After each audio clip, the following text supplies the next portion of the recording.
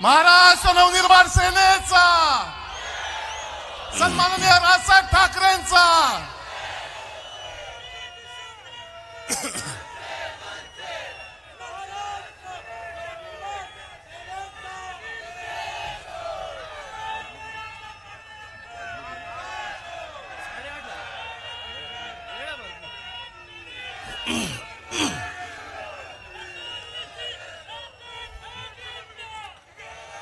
जमलेल्या माझ्या तमाम हिंदू बांधवांनो, भगिनींनो आणि मातांनो,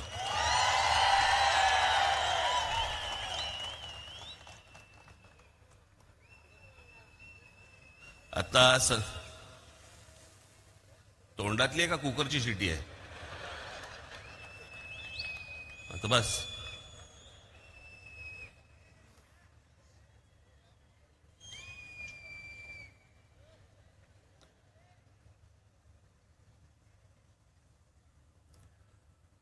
आज संध्याकाळपासून मला माहित नाही, काहीतरी खोकला सुरू झाला मला. वातावरणच सगळं इतकं गडूळ झालेलं आहे सगळ्या बाजूनी.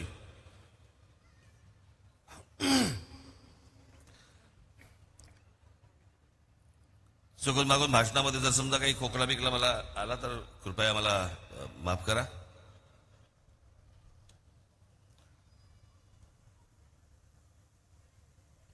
आज या 18व्या लोकसभेच्या निवडणुकीला आपण सगळेजण सामोरे जात आहोत.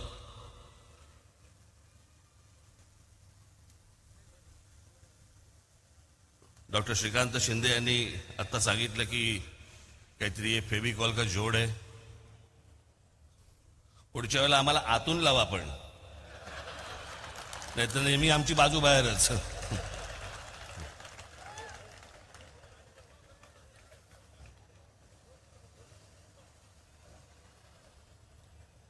आज इथे ठाण्यामध्ये आल्यावरती आनंद मठामध्ये गेलो.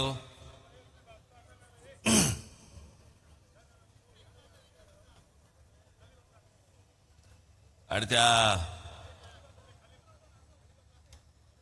आनंद मठात गेल्यानंतर सगळे जुने दिवस आठवायला लागले मला.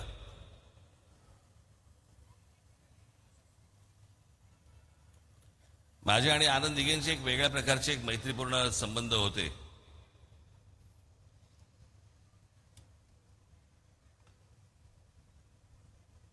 आज त्या आनंद मठात गेल्यावरती मी त्यांना तेव्हा पूर्वी मी त्यांना सांगायचो, मी जेव्हा तिथे जात असे मी म्हटलं स्वच्छ ठेवा हो.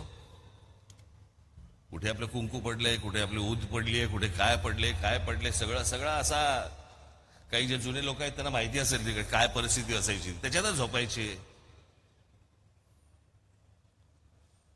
आज गेलो तर लक्षातच नाही आलं की ह्याच वास्तूमध्ये यायचो मी.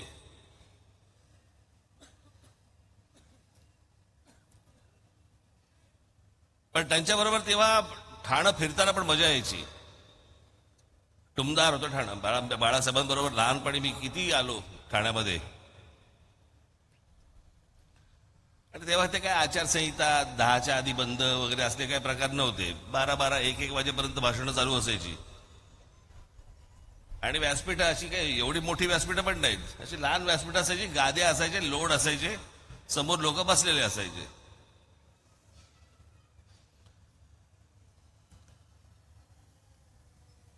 आणि मध्ये रात्री उशीर झाल्यावर ते दव पडणं, गाद्या त्या सगळ्या लोड ओले होणं, सगळं ते व्यासपीठ सगळं अख्खं ओलं असायचं. सगळे ते हार पडलेले असायचे. आणि एक टुमदार शहर ते व्हायला ते एक ठाणं होतं. त्याला तलावांचं शहर म्हणायचे. त्या तलावांचे शहर बुजवले गेले आणि नंतर टँकर सुरू झाले.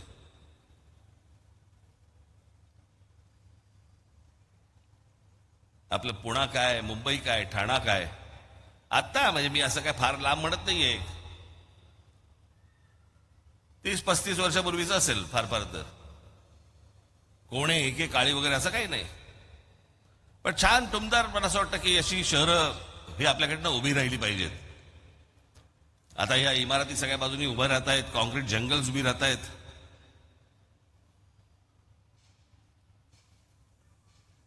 हा जो ठाणे जिल्हा जो आहे ना, हा ठाणे जिल्हा या देशामधला, मी तुम्हाला सांगतो, मी काय बोलता तर तुम्ही लक्षात ठेवा.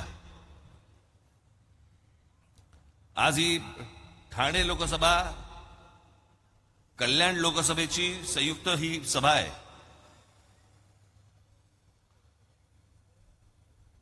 मी गेले अनेक वर्ष सांगतोय की आज या देशामधनं वेगवेगळ्या राज्यांमधनं जी लोक येत आहेत महाराष्ट्रामध्ये,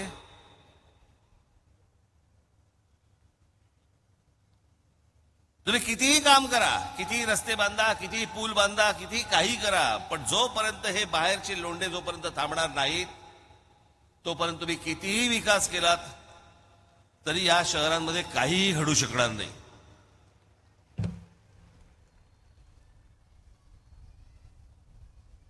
आज खासदार श्रीकांत शिंदे असतील आणि भविष्यातले होणारे खासदार नरेश म्हस्के असतील, उद्या त्यांनी किती फंड आणले, काही आणलं. मी खास करून ठाणे जिल्ह्याबद्दल बोलतोय. मला वाटत नाही भारतामध्ये, संपूर्ण भारतामध्ये, कदाचित जगात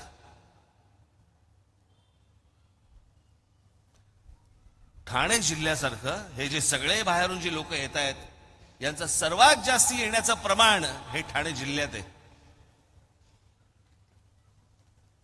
साधी गोष्ट आपण लक्षात घेऊया. काय असते, गाव असतं, गावामध्ये ग्रामपंचायत असते, मग त्या ग्रामपंचायतीच्या पुढे काहीतरी काय जिल्हा परिषद होते, जिल्हा परिषदेची काहीतरी नगरपालिका होते, नगरपालिकेची पुढे महानगरपालिका होते. हे ठरतं कशावर? लोकसंख्येवर. बरोबर बोलतोय मी?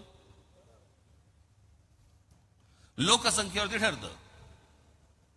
मुंबई उपनगर जिल्हा किती महानगरपालिका आहेत? 1.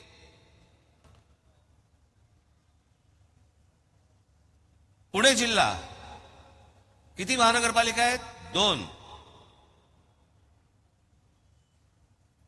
पुढे तुम्ही कुठच्याही महानगरपालिका, संभाजीनगर काढा, नागपूर काढा, नाशिक काढा, तुम्ही कुठच्याही महानगरपालिका काढा, लोकसंख्येनुसार 1 महानगरपालिका आहे जिल्ह्याला.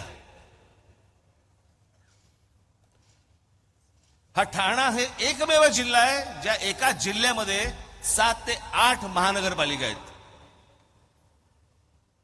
एका जिल्ह्यामध्ये एवढ्या महानगरपालिका? इकडच्या लोकांनी तर लोकसंख्या वाढवली नाही. म्हणजे जे प्रमाण बाहेरून येण्याचं आहे हे प्रमाण सर्वात जास्ती हे ठाणे जिल्ह्यामध्ये आहे.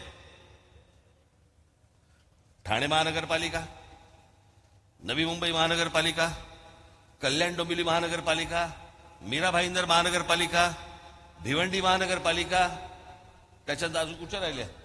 उल्हासनगर महानगरपालिका, वसई महानगरपालिका, अंबरनाथ महानगरपालिका.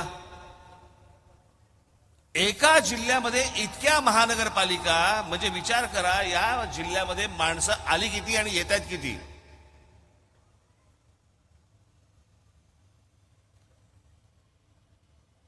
श्रीकांत शिंदे आणि नरेश म्हस्के, मला तुम्हाला एवढंच फक्त सांगायचंय, हे प्रश्न तिकडे तुम्ही लोकसभेमध्ये मांडा की हे आवरा, आता आमच्यावरचा बोजा आवरा.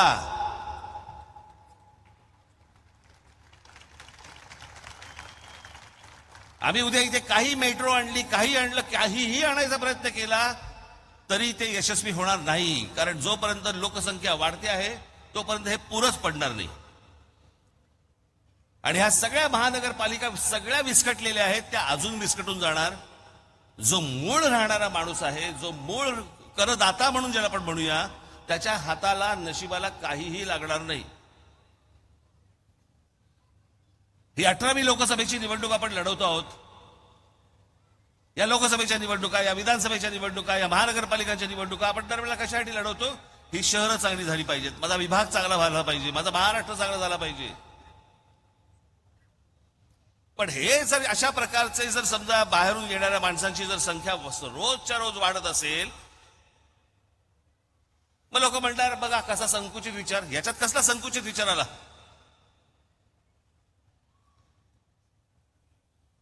महाराष्ट्र मराठी माणसांचा आहे, यामध्ये वादच नाही. पण या महाराष्ट्रामध्ये गेले अनेक वर्ष इतके अमराठी लोक राहत आहेत, जे मिळून मिसळून राहत आहेत, तेही आमचेच आहेत, महाराष्ट्रातले आहेत. अट फक्त एक, मराठी बोलता आलं पाहिजे.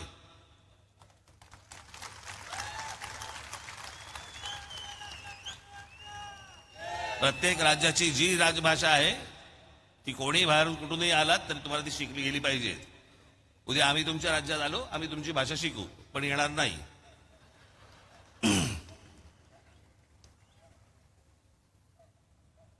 आज हे सगळे मुद्दे मी काल माझ्या सभेमध्ये मी सांगितलं की ही एकमेव पहिल्यांदा मी लोकसभेची निवडणूक बघतोय, पहिली लोकसभेची निवडणूक ज्या लोकसभेच्या निवडणुकीला विषयच नाहीये. मी परवा म्हटलं ना, मला जेव्हापासून उमज जायला लागलं राजकारण, तो काळ साधारणपणे 75चा होता. 77ची पहिली निवडणूक त्या इमर्जन्सीच्या आणीबाणीच्या विरोधातली. 80ला पुन्हा इंदिरा गांधींची लाट आली, तो विषय होता. जनता पक्षाचा पराभव झाला. 84ला इंदिराजींची हत्या झाली.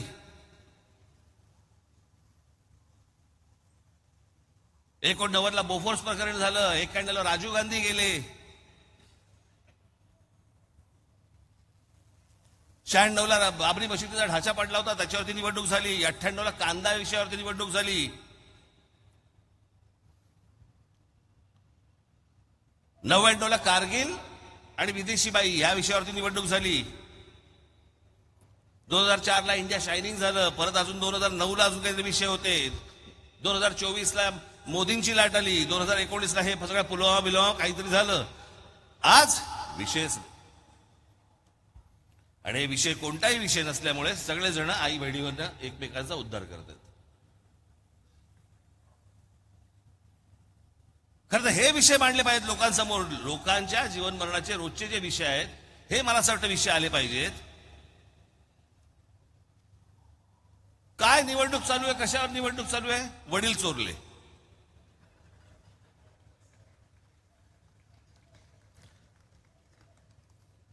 फोडाफोडीचं राजकारण मला कधी मान्य झालं नाही, कधी होणार पण नाही.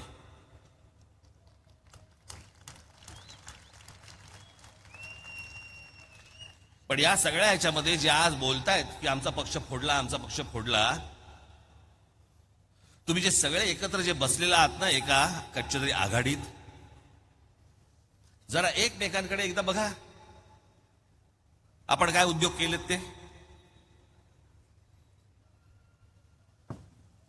याच उद्धव ठाकरेंनी महाराष्ट्र नवनिर्माण सेनेचे 7पैकी 6 नगरसेवक खोके देऊन तुम्ही तोडले होतेत ना, तेव्हा काही नाही वाटलं.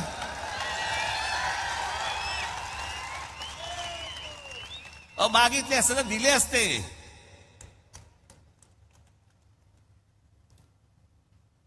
पण काय त्याला म्हणतात ना, ढेकणा संगे हिराई भंगला. बरोबर शरद पवार बसलेत. या फोडाफोडीच्या राजकारणाची या महाराष्ट्रामध्ये जर कोणी सुरुवात केली असेल तर ती शरद पवारांनी सुरुवात केली. पहिल्यांदा काँग्रेस फोडली त्यांनी.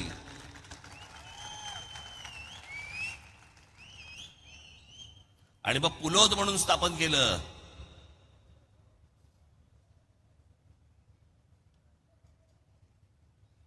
साधारणपणे 78 वगैरे सालची गोष्ट असेल. पुलोद म्हणून स्थापन केलं. पहिल्यांदा या महाराष्ट्रामध्ये अशा प्रकारचं फोडाफोडीचं राजकारण पहिलं जे सुरू झालं, हे शरद पवार साहेबांनी सुरुवात केली या गोष्टींची.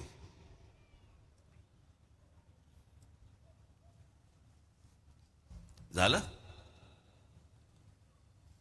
मग 1991 पुन्हा याच शरद पवारांनी छगन भुजबळांना फितवून बाळासाहेबांची पुन्हा शिवसेना फोडायला लावली.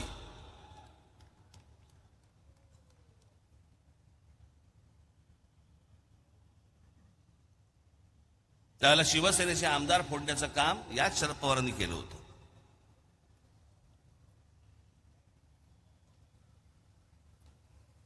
ज्या छगन भुजबळांना फोडलं, आज ते इथे असतील.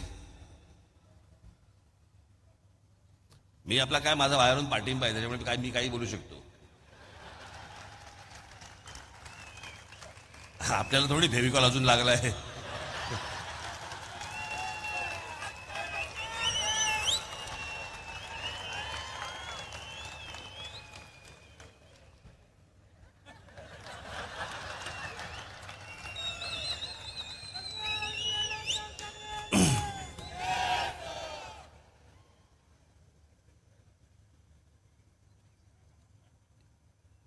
त्याच्यानंतर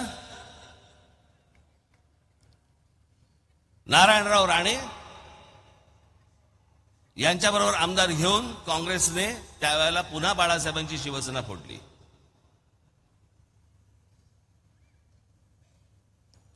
मला आजचं नेतृत्व तेव्हा कुठे टाहो फोडताना दिसलं नव्हतं.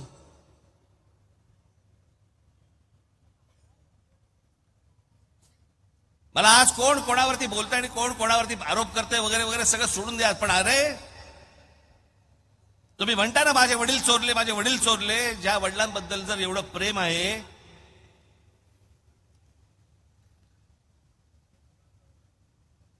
मी एकच क्लिप तुम्हाला दाखवायला आणली आहे.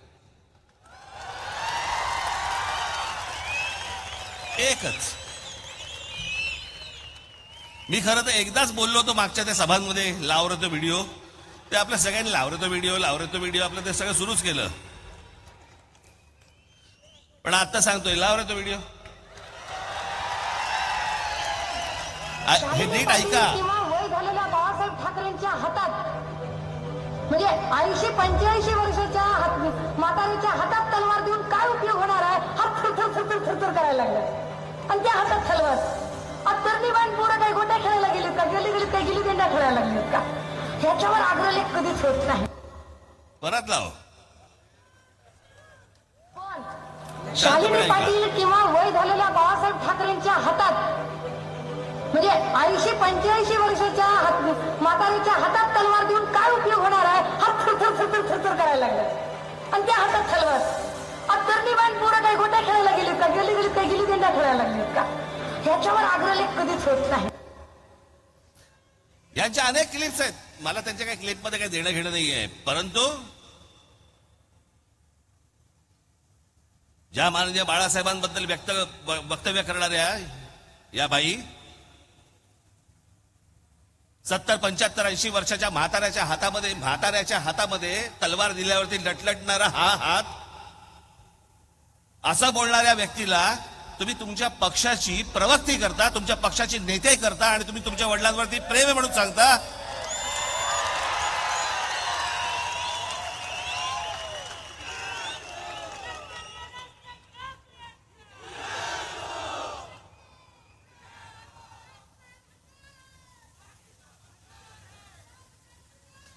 ज्या छगन भुजबळांनी माननीय बाळासाहेबांना अटक करण्याचा प्रयत्न केला होता, त्या छगन भुजबळांबरोबर तुम्ही बाहेर पडल्यावरती, भाजपनं फारकत घेतल्यावरती एका मंत्रिमंडळामध्ये तुम्ही मांडी लावून बसता, तेव्हा वाटत नाही की माझ्या वडिलांना अटक करायला लावणार हा माणूस, ह्याच्यावर मी बसणार नाही? वाटलं नाही तेव्हा?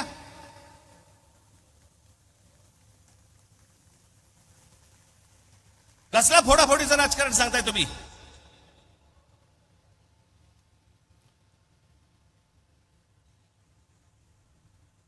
ही सगळी माणसं जी काय आज आहेत, एक गोष्ट तुम्हाला सांगतो, मी ज्या वेळेला पक्षातनं बाहेर पडलो, माननीय बाळासाहेबांना सांगून बाहेर पडलो.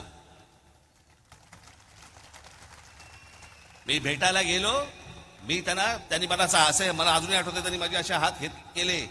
मी त्याच्या जवळ गेलो, आम्ही दोघांनी मिठी मारली एकमेकांना. मी म्हटलं येतो मी.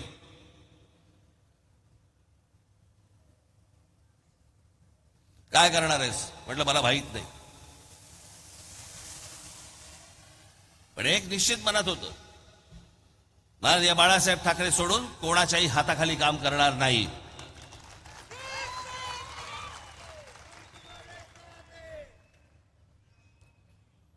पक्षाचे किती चढ उतार आले, मार्ग काढीन त्यातनं.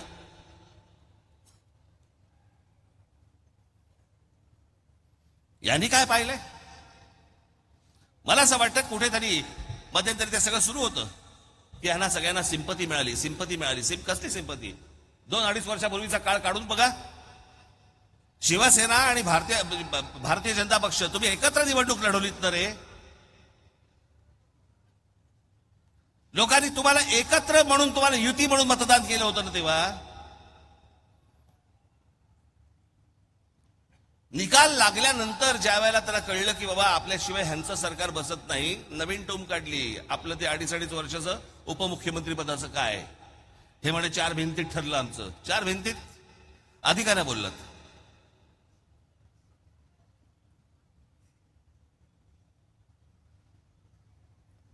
म्हणे अमित शहा आणि आमची म्हणे बैठक झाली एका खोलीमध्ये आणि तिकडे ठरलं की आम्ही 2.5 वर्षाचा आम्ही करणार.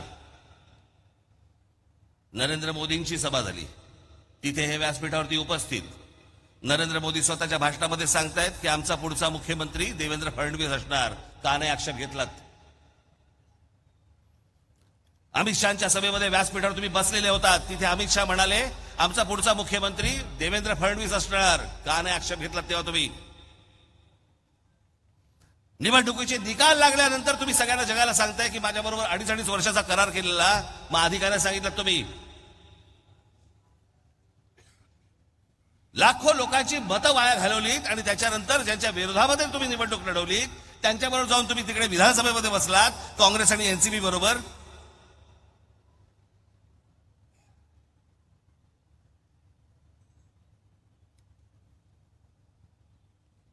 आता ते इथे आहेत. मला आता कित्येकदा हल्ली कळतच नाही कोण कुठच्या पक्षात आहे. मध्यंतरी मी एकदा नाट्य संमेलनाला गेलो होतो त्या पुण्याला. 5 नगरसेवक आले, मला म्हणाले जय महाराष्ट्र साहेब. म्हटलं बोला. आम्ही राष्ट्रवादीचे नगरसेवक. म्हटलं कोणाचे? 2 म्हणाले आम्ही शरद पवार साहेबांचे. 3 म्हणाले आम्ही अजित पवार साहेबांचे. हे तुम्हाला सांगण्याचं कारण एवढं की ह्या सगळा जो काही अख्खा गोंधळ जो उडाला 2019 नंतर, तो कशामुळे उडाला? तुमच्या महत्वाकांक्षेपायी. म्हणजे राज ठाकरेंनी नरेंद्र मोदींवरती टीका केली. हो केली. मी जाहीरपणे सांगतो, सांगितलं त्याशी गुढीपाडव्याच्या सभेमध्ये. जी गोष्ट मला पटली नाही त्याला मी विरोध करतच राहणार. जी गोष्ट चांगली केली त्याला मी पाठिंबा देतच राहणार.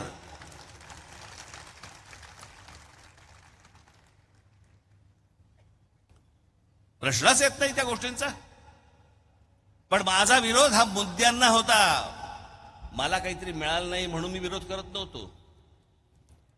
आज आपण असं काढून बघूया.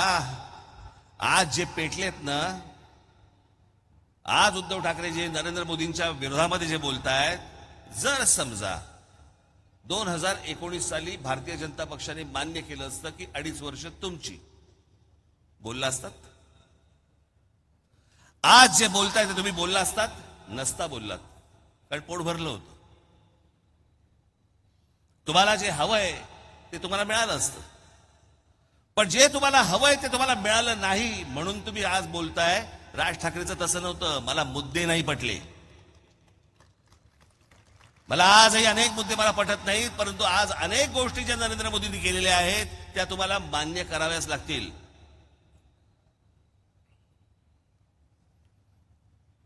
या देशामध्ये असंख्य लाखोने आज चांगले मुसलमान राहतात. या देशाला मानणारे मुसलमान राहतात. या देशावरती प्रेम करणारे मुसलमान राहतात. त्यांना असले कुठचेही दंगे बिंगे वगैरे असल्या कुठच्याही गोष्टी नको असतात. पण त्यात अनेक अशा मुठभर काही वाह्यात अवलादी पण आहेत.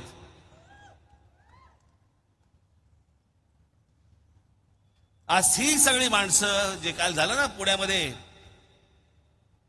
फतवे काढले गेले ना की काँग्रेसला, त्याच्यानंतर त्या काय उभाटा सेनेला त्यांना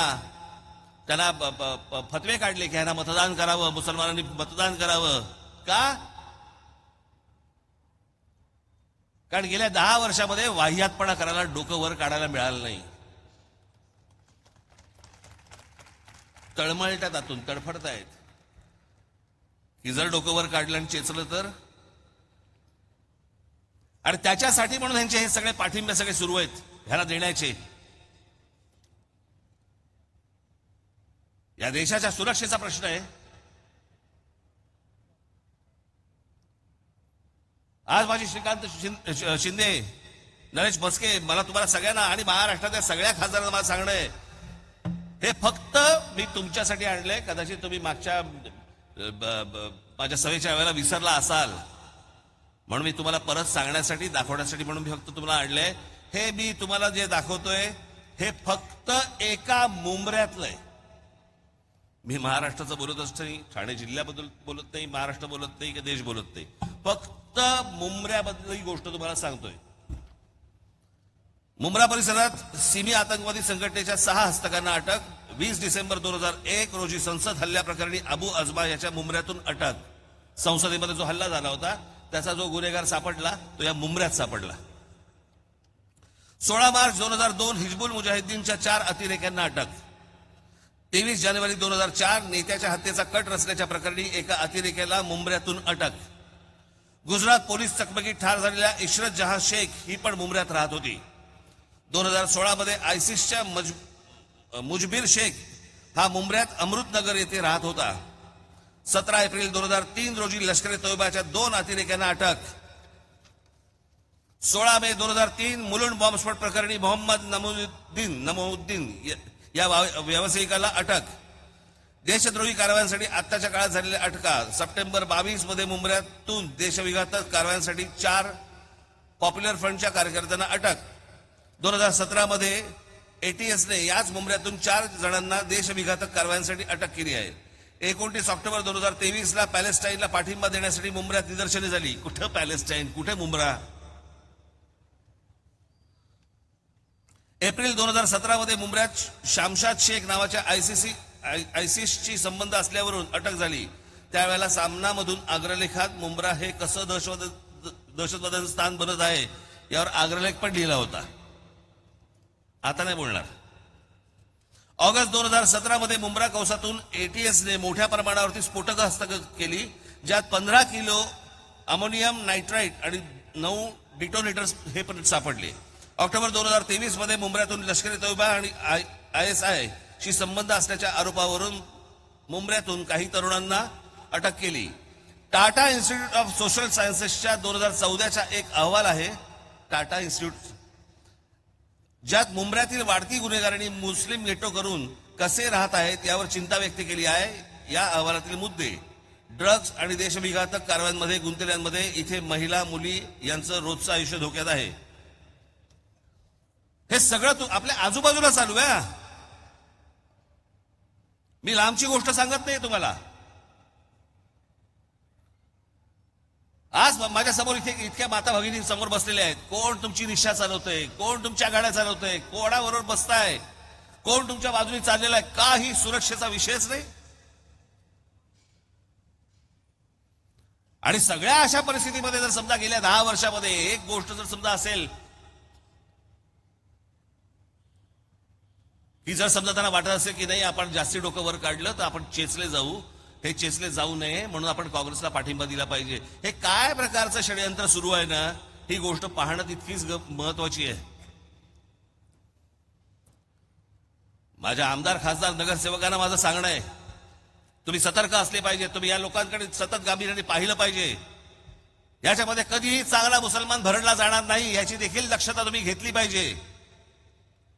पण या सगळ्या गोष्टी करत असताना देशविघातक ज्यावेळेला शक्ती ज्यावेळेला अशा प्रकारे ज्यावेळेला कुठे कुठे काम करत असतात त्यावेळेला आपल्या लोकप्रतिनिधींचं तिकडे लक्ष असलं पाहिजे. विकासाबरोबरच सुरक्षा हा देखील तितकाच महत्वाचा विषय आहे. तो मला असं वाटतं येणाऱ्या भविष्यातल्या ह्या सर्व मंडळी हे आपापले सगळे मतदारसंघ चांगल्या पद्धतीने सांभाळतील या एका अपेक्षेसाठी म्हणून मी याची ही सभा घेतलेली आहे. आज मी श्रीकांत यापुढे नरेश या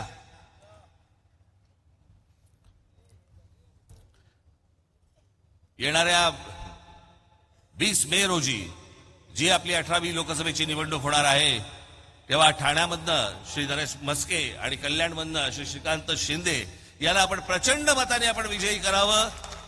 आज जे मी काही सांगितलंय त्यातला अजून पुढचा भाग हा मी त्यांच्यावर बसून बोलीन, पण त्यांच्याकडनं योग्य काम होईल ही आशा अपेक्षा बाळगतो आणि आपण सर्वांची मी रजा घेतो. धन्यवाद. जय हिंद, जय महाराष्ट्र.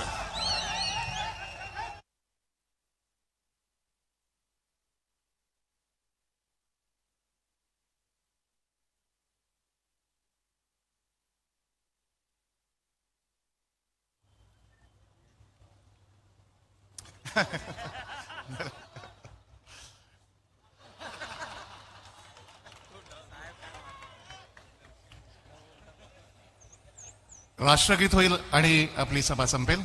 कृपया राष्ट्रगीतासाठी उभे राहा.